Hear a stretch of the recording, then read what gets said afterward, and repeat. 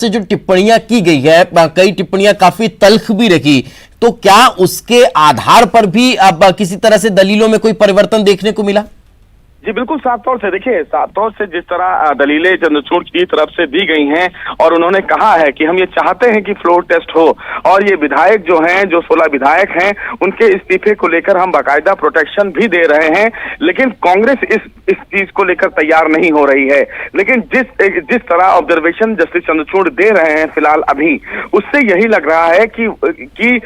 फिलहाल supreme court भी ये चाहता है कि जो सियासी संकट मध्य प्रदेश में छाया हुआ है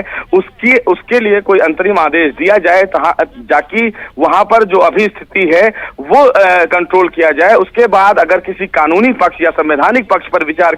करने की बात हो तो उसको संवैधानिक बेंच को रेफर किया जाए। लेकिन अभी फिलहाल जो सुनवाई चल रही है, उस सुनवाई से उम्मीद यही है कि हो सकता है सुप्रीम कोर्ट फ्लोर टेस्ट का ललित आदेश दे सकती है। हालांकि अभी हमें इंतजार करना होगा, क्योंकि आखिरी फैसला देश की सबसे बड़ी अदालत का है। लेकिन अभी तक जो लबोलुआब देखने को मिल रहा है, उसमें बार बार सुप्रीम कोर्ट ये कह रहा है कि हम फ्लोर टेस्ट के पक्ष में हैं, बशर्ते प्रोटेक्शन दिया जाना चाहिए, स्पीकर इसको कंसीडर करें। लेकिन कांग्रेस फिलहाल फ्लोर टेस्ट के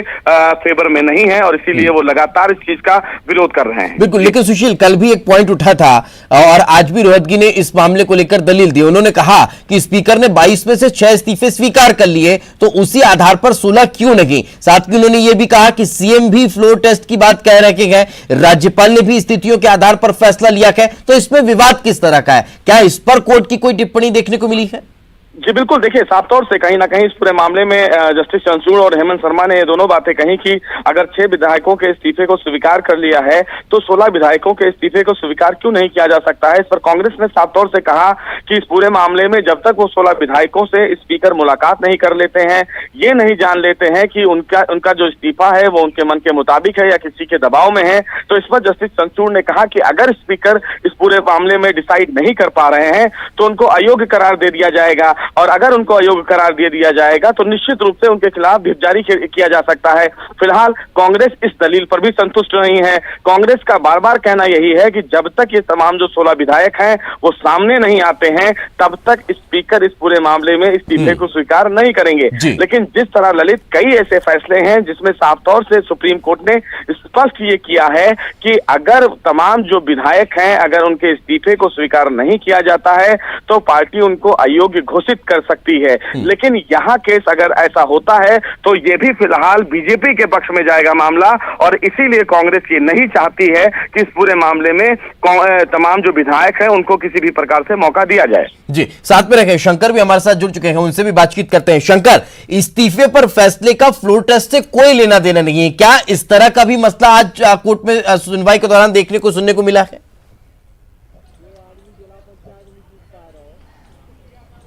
देखिए, निश्चित तौर पर दिपेश, इस मामले पर जिस तरह से सुबह से आज सुनवाई चल रही है और ऐसा एक कयास लगाया जा रहा है कि तकरीबन 1-1.5 घंटा और भी जो है इस मामले पर सुनवाई होती रहेगी। और इस मामले पर अगर अभी मुकुल रोहतगी की बात करें, मुकुल रोहतगी जो है अपनी दलील दे रहे हैं, लेकिन इसके बाद सॉलिसिटर जनरल तुषार मेहता जो है वो पक्ष रखेंगे। उसके बाद उनको भी सुनना जो है काफ़ी दिलचस्प होगा, क्योंकि ये मामला वाकई में काफ़ी जो है एक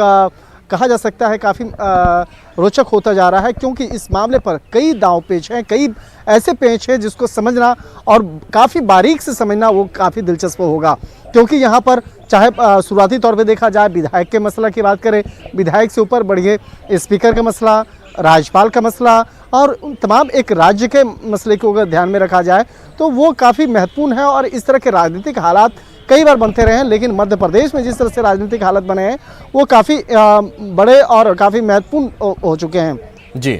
तो इसलिए इसकी नज़ाकत को देखते हुए, इस मामले की गंभीरता को देखते हुए काफी जो दलीलें जो हैं उसको विस्तार से सुना जा रहा है। जी बिल्कुल, मैं शंकर आपके पास लौट रहा हूं। सुशील लगातार हमारे साथ बने हुए हैं। सुशील, मेरा एक और सवाल आपसे ये भी है कि इन 16 विधायकों में अब 2 विधायक ऐसे हैं जो पूर्ण रूप से बीजेपी की सदस्यता ग्रहण कर चुके हैं, लेकिन उनके इस्तीफे पर भी अभी तक कोई फैसला नहीं लिया गया। तो क्या यह मसला भी कोर्ट में इस सुनवाई के दौरान कहीं सुनने को मिला था?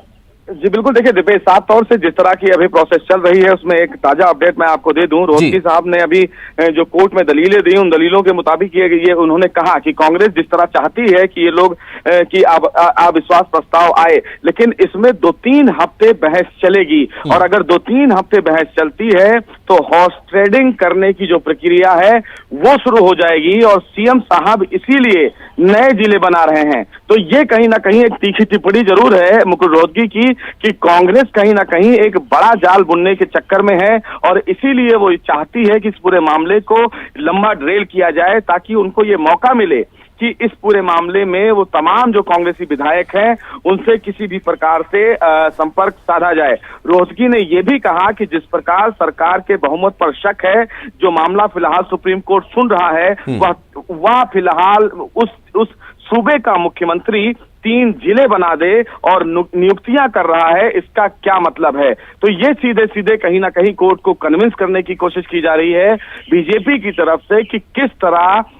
फिलहाल कमलनाथ अभी मध्य प्रदेश में अपना शिकंजा कसने में है, और इधर अगर अदालत कोई आदेश देती है और उन तमाम जो एमएलएज हैं उनको अगर मध्य प्रदेश ले जाया जाएगा तो तस्वीर सियासी गठबंधन की कुछ और होगी। और इसीलिए बीजेपी ये नहीं चाहती है दीपेश कि किसी तरह इन तमाम विधायकों का संपर्क वहां पर मध्य प्रदेश में कराया जाए, और इसीलिए बार बार बीजेपी ये प्रेस कर रही है कि अगर सुप्रीम कोर्ट ये चाहता है कि ये तमाम जो विधायक हैं उनके इस्तीफे को स्वीकार करे, तो सुप्रीम कोर्ट अपने मॉनिटरिंग में किसी ऑब्जर्वर को नियुक्त करे, वो जाकर उनसे बातचीत करें और इस पूरी प्रक्रिया का एक रिकॉर्डिंग हो। लेकिन कांग्रेस नहीं चाहती है कि सुप्रीम कोर्ट इस दिशा में कोई काम करे। कांग्रेस बार बार ये कह रही है कि एक तय समय तक ही सुप्रीम कोर्ट स्पीकर के अधिकारों में हस्तक्षेप कर सकता है, लेकिन साफ तौर से जस्टिस चंद्रचूड़ और हेमंत शर्मा ने कहा कि 10th शेड्यूल के मुताबिक अगर स्पीकर किसी भी इस्तीफे को स्वीकार करने में देरी करते हैं तो अदालत आदेश पास कर सकती है। तो ये यानी कि एक बड़ी कहीं ना कहीं टिप्पणी यहां पर तल्ख रूप से देखने को मिली है। सुशील, बहुत बहुत शुक्रिया, आप लगातार